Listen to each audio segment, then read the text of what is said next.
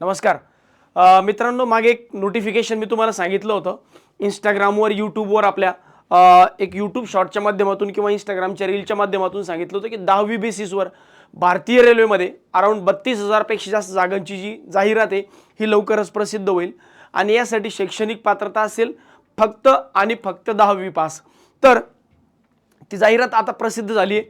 त्या जाहिरातीमध्ये नेमकं कोण कोण अप्लाय करू शकतं, वयोमर्यादा काय आहे, परीक्षा कशा पद्धतीने होईल किंवा पूर्ण निवड प्रक्रिया कशी असेल, त्याबद्दलचा अभ्यासक्रम काय आहे, अभ्यास कसा करावा, या संपूर्ण माहिती जी आहे याची इत्यंभूत माहिती जी आहे या व्हिडिओच्या माध्यमातून तुम्हाला मिळणार आहे.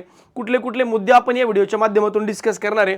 तर या परीक्षेसाठीची पात्रता असेल, वयोमर्यादा असेल, निवड प्रक्रिया आहे, परीक्षेचं स्वरूप आहे, परीक्षा फीज आहे, लागणारी कागदपत्र आणि अर्ज करण्याची तारीख किंवा महत्त्वाच्या तारखा याबद्दल संपूर्ण माहिती जी आहे या व्हिडिओच्या शेवटपर्यंत तुम्हाला मिळेल. व्यवस्थित बघा. रेल्वेमध्ये दरवर्षी जाहिराती येतील असं रेल्वे मिनिस्टर जे आहेत आपले अश्विनी कुमार वैष्णव सरांनी सांगितलं होतं की यानंतर दरवर्षी रेल्वेमध्ये नवीन नवीन जागा येतील, दरवर्षी नवीन नवीन जाहिराती येतील. जसं मागे ग्रॅज्युएशन बेसिसवाल्या मुलांसाठी एक जाहिरात आली होती जिला आपण म्हणतो RRB NTPC non technical popular कॅटेगरीजची. ती जाहिरात आल्यानंतर ही एक नवीन जाहिरात जी आहे ही येणं अपेक्षित होती 12वी पास विद्यार्थ्यांसाठी. तर ही एक जाहिरात जी आहे ही नवीन जाहिरात प्रसिद्ध झाली. संपूर्ण जाहिरात बघून घ्या. अप्लाय कसं करायचं या संदर्भात एक वेगळा व्हिडिओसुद्धा आपण टाकणार आहोत. पण या व्हिडिओच्या माध्यमातून पूर्ण जाहिरातीची जी माहिती आहे ही इत्यंभूत माहिती तुम्हाला देतो. आता पहिला मुद्दा असा आहे की सर नेमके या जाहिरातीच्या माध्यमातून कुठली पदं भरले जातील. तर बघा, रेल्वेमध्ये जो ग्रुप डी ची जाहिरात आहे, ग्रुप डी म्हणजे लेवल 1. आता रेल्वेमध्ये असं असतं की लेवल 1 म्हणजे पहिली एकदम एंट्री लेवलची पोस्ट, लेवल 2 त्याच्यापेक्षा वरती, लेवल 3 त्याच्यापेक्षा वरती, लेवल 4 त्याच्यापेक्षा वरती, अशा लेवल वाढत जातात. अप टू लेवल 7 असतं, अप टू लेवल 7. मग लेवल 7 पैकी ही पहिली लेवल आहे जिथून तुम्ही रेल्वेमध्ये एंट्री करू शकता. आता कुठले पदाची नावं जी आहेत ही अशी बघा.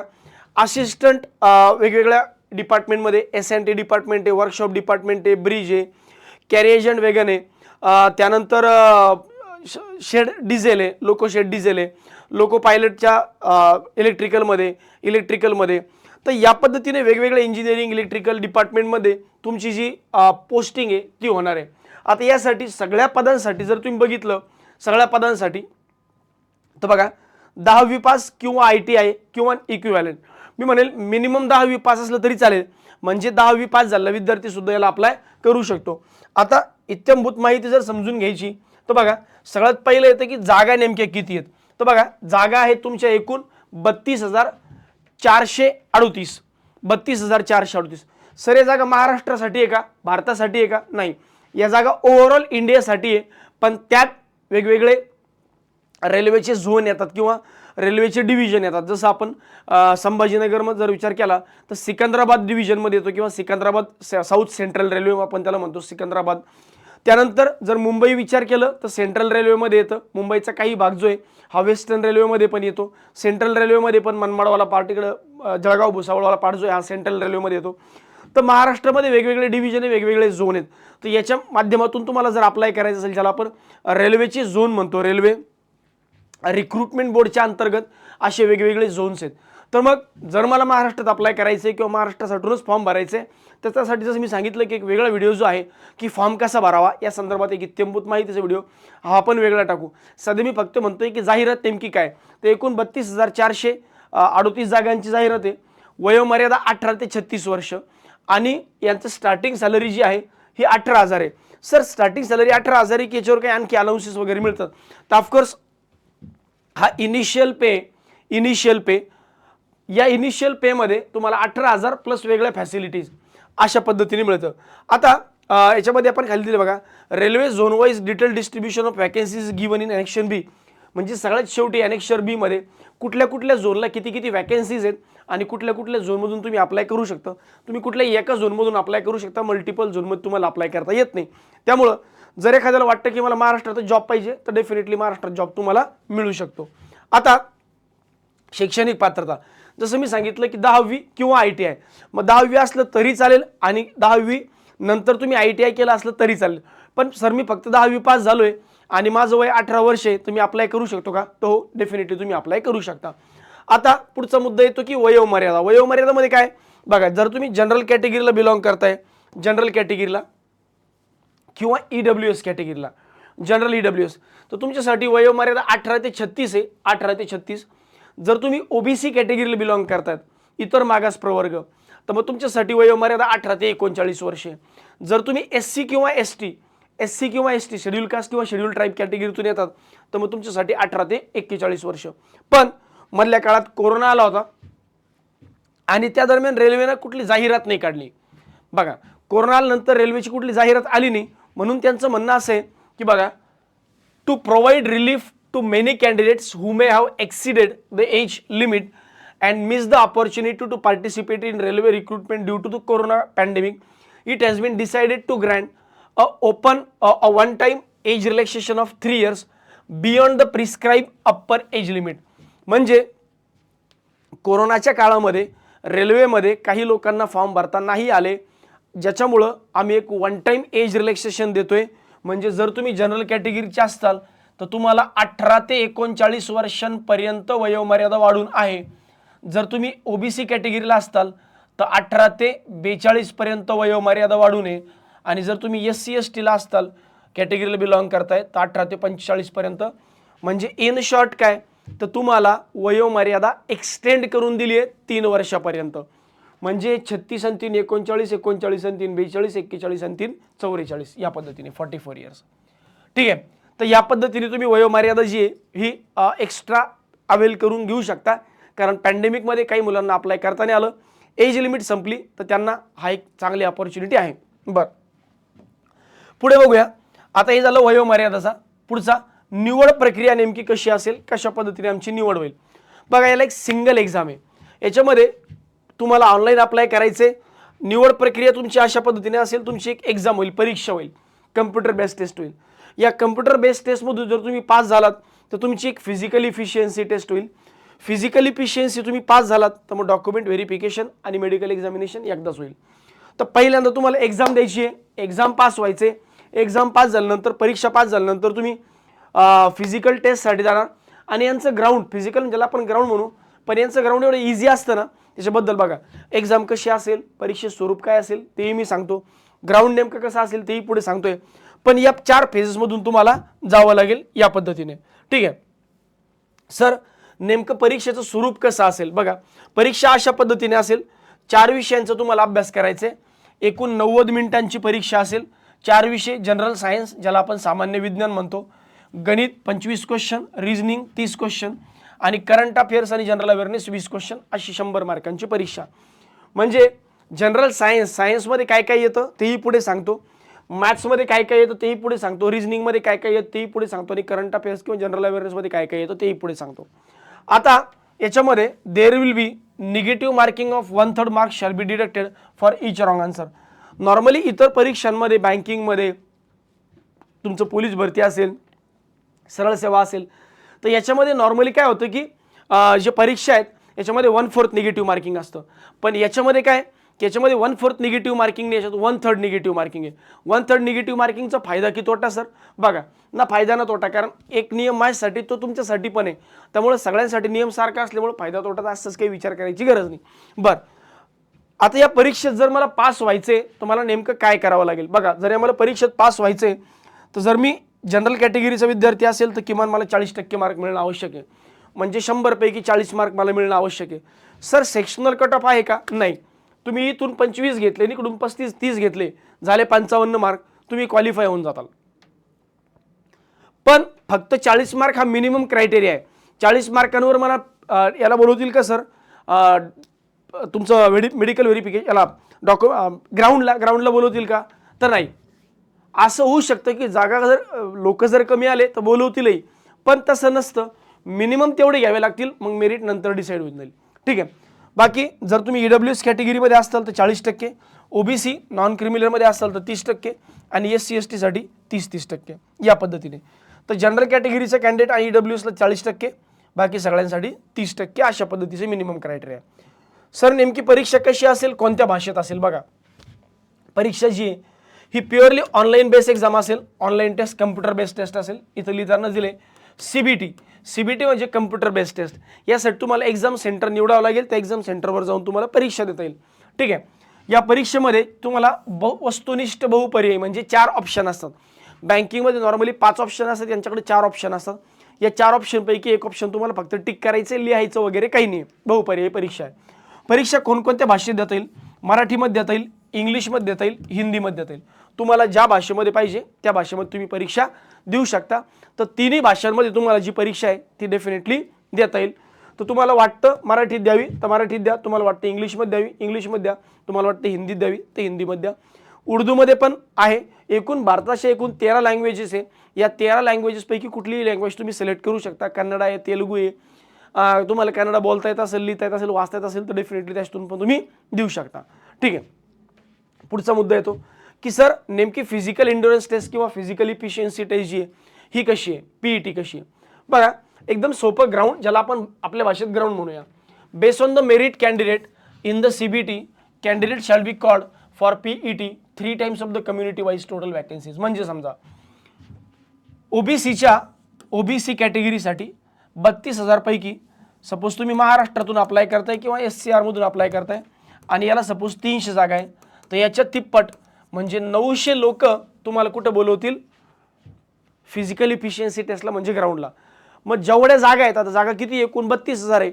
मग 32,000च्या तिप्पट म्हणजे 96,000 लोक जे आहेत हे कशाला बोलवणार आहेत? तर फिजिकल इफिशियन्सी टेस्टला म्हणजे ग्राउंडला बोलणार. पण नेमकं ग्राउंडमध्ये काय असेल सर? ग्राउंडमध्ये बघा, जर तुम्ही मेल कॅन्डिडेट असाल, मेल कॅन्डिडेट, तर तुम्हाला काय करावं लागेल? Should be able to lift carry 35 kg of weight for a distance of 100 meter in 2 minute in 1 chance without putting weight down. And म्हणजे काय? 35 किलो वजन घ्यायचं, 35 किलो वजन घ्यायचं आणि 100 मीटर चालत जायचं 2 मिनिटामध्ये. 100 मीटर चालत जायचं 2 मिनिटामध्ये. एका चान्समध्ये तुम्ही मध्ये ठेवायचं नाही.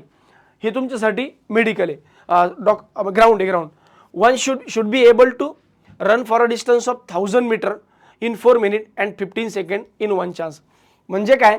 तर तुम्हाला हे 240 आणि 15 255 सेकंदात 1000 मीटर पळत जायचं आहे. 255 सेकंदात 1000 मीटर एवढंच तुमचं ग्राउंड आहे. बस, याच्यापेक्षा वेगळं ग्राउंड काहीच नाही. म्हणजे 35 किलो वजन घेऊन जायचं 2 मिनिटामध्ये, 100 मीटर घेऊन जायचं आणि 1000 मीटर पळायचे 255 सेकंदामध्ये. या अशा पद्धतीने तुमचं ग्राउंड आहे. बस, याच्यापेक्षा वेगळं काहीच नाही. त्यानंतर फिमेल कॅन्डिडेट जर असेल तर तुम्हाला काय करायचं? 20 किलो घेऊन जायचं 100 मीटर 2 मिनिटामध्ये. मेल कॅन्डिडेटसाठी 35 किलो, फिमेल कॅन्डिडेटसाठी 20 किलो आणि 1000 मीटर पळायचे 5 मिनिटं 40 सेकंदात. 5 मिनिटं 40 सेकंद म्हणजे 340 सेकंदामध्ये. 340 सेकंदामध्ये. तर अशा पद्धतीने तुमची फिजिकल इफिशियन्सी टेस्ट आहे. गोळा फेक नाही, भाला फेक नाही, काही नाही, जास्त रनिंग नाही आहे, डिप्स वगैरे काहीच नाही आहे. शॉर्ट जंप म्हणा किंवा लॉंग जंप, शॉर्ट जंप किंवा हाईट जंप अशा पद्धतीचे कुठलाही प्रकार नाही आहे. एकदम बेसिक ग्राउंड आहे. बस, याच्यापेक्षा वेगळं तुम्हाला काहीच विचारलं जाणार नाही किंवा काहीच ग्राउंड नाही आहे. तर या अशा पद्धतीने पुढे आता डॉक्युमेंट व्हेरिफिकेशन आणि मेडिकल टेस्ट कशी होते बघा.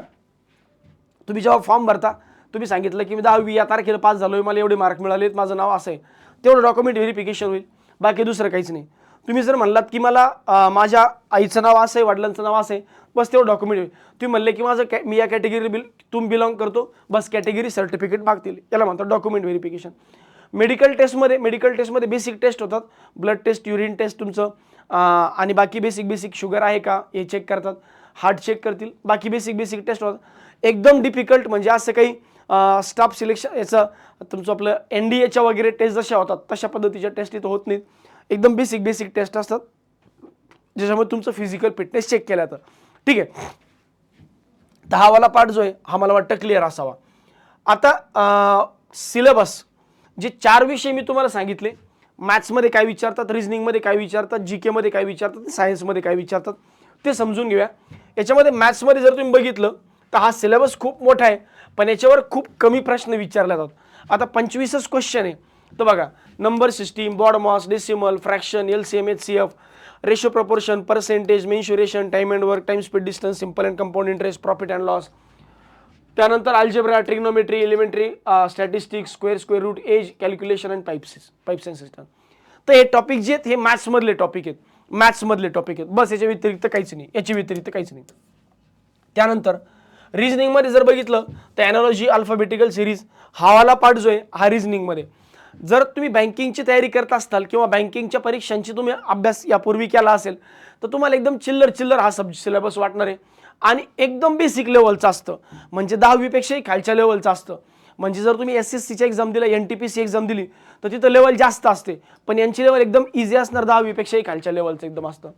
हावाला जो पार्ट आहे हा रिजनिंगमध्ये येतो. सायन्समध्ये काय काय येतं बघा, सायन्समध्ये हावाला पार्ट GKचा आहे. सायन्समध्ये काय येतं 10वी पर्यंतचं फिजिक्स, केमिस्ट्री आणि लाईफ सायन्स, ज्याला आपण बायोलॉजी म्हणतो. 10वी पर्यंतचं जे तुम्ही फिजिक्स, केमिस्ट्री आणि बायोलॉजी शिकलात 10वी पर्यंतचं ते येतं जनरल सायन्समध्ये. मग समजा तुम्हाला प्रश्न विचारतील की एखाद्या याचं युनिट काय आहे, बायोलॉजीमध्ये तुम्हाला एखादी डेफिनेशन विचारतील, बरोबर. त्यानंतर लाईफमधले म्हणजे दैनंदिन जीवनातलं, केमिस्ट्रीमध्ये केमिस्ट्रीमधले एखादं इक्वेशन विचारू शकतात. तर असे बेसिक प्रश्न जे आपले गुणसूत्र वगैरे असतात त्या रिलेटेड क्वेश्चन, क्रोमोझोम्स वगैरे रिलेटेड त्या related question, plant related question, आपण जे 10वी पर्यंत बेसिक शिकलो बस त्याच्या बाहेर काहीच नाही विचारणार. आता जर करंट अफेअर्समध्ये बघितलं चौथा विषय तर हा 20 मार्कांना आहे. याच्यामध्ये जनरल अवेअरनेस म्हणजे चालू घडामोडी, based on science and technology, sports, culture, personalities, economics, politics, any other subject of importance. हे पण भारतात, जगाचा नाही. म्हणजे भारतात काही स्पोर्ट्सच्या घडामोडी चालू असेल, कल्चर म्हणजे सांस्कृतिक घडामोडी चालू असेल, सायन्स अँड टेक्नॉलॉजी रिलेटेड काही असेल, कुणाची अपॉइंटमेंट झाली असेल, त्यानंतर पॉलिटिक्स रिलेटेड काही असेल, जसं या राज्याचे मुख्यमंत्री कोण, या राज्याचे राज्यपाल कोण, इकॉनॉमिक्स रिलेटेड काही असेल, तर हावाला पाठ जो आहे हा करंट अफेअर्समध्ये विचारला जातो. आता जी एक्झाम फीस आहे, यासाठी एक्झाम फीस किती आहे तर बघा, जर तुम्ही जनरल कॅटेगरीला बिलॉंग करतायत बघा 400 रुपये फीज आहे तुम्हाला, जर तुम्ही जनरल EWS आणि OBC कॅटेगरीला बिलॉंग करताय. जर तुम्ही जनरल EWS आणि OBC कॅटेगरीला बिलॉंग करतायत तर तुम्हाला 400 रुपये फीस आहे. त्यानंतर PWD female, transgender, ex serviceman candidates belonging to SC ST, minorities, economically backward, economically EBC येते, EBC कन्फ्यूज होऊ नका, ठीक आहे. हे OBC नाही आहे, हे EBC आहे. तर अशा लोकांना 250 रुपये फीस असेल, अशा लोकांना 250 रुपये फीस असेल. पण ॲक्च्युली जी फीस तुम्ही भरताय, जर मी जनरल, OBC आणि EWS कॅन्डिडेट असेल तर मला 500 रुपये फीस आहे. त्यानंतर PWD, आता बघा हे सगळे मेल बरं का, मेल, फिमेल नाही, मेल. पण जर तुम्ही PWD बिलॉंग करताय, एक्स सर्व्हिसमॅन आहे, SC ST आहात किंवा जनरल EWS आणि OBCच्या फिमेल आहात, तर मग तुमच्यासाठी फीस जी आहे ही 250 रुपये. पण जी भरलेली फीस आहे ही तुम्हाला रिफंड मिळते असं रेल्वे म्हणतं. बघा रिफंड कशी मिळते, जेव्हा refund of examination fees for those attending CBT, जेव्हा मी परीक्षा द्यायला जातोय तर परीक्षा द्यायला गेल्यानंतर मी परीक्षा देऊन वापस आलो की माझी फीस वापस भेटते. कशी? In case of online payment, debit card, credit card, net banking, UPI, the candidate should confirm they wish to receive the refundable portion of the examination fees of 400 or 250. जर तुम्ही जनरल कॅटेगरीचा candidate, OBC कॅटेगरीचा candidate, SC EBC, general EWS आणि OBC, तर fees 500 रुपये, त्यातले 400 रुपये परीक्षा दिल्यानंतर वापस येतील. जर तुम्ही SC ST PWD किंवा कुठल्याही कॅटेगरीच्या फिमेल असताल तर तुमचे 250 रुपये पूर्ण वापस येऊन जातील. ठीक आहे. हे वापस कुठे येतील?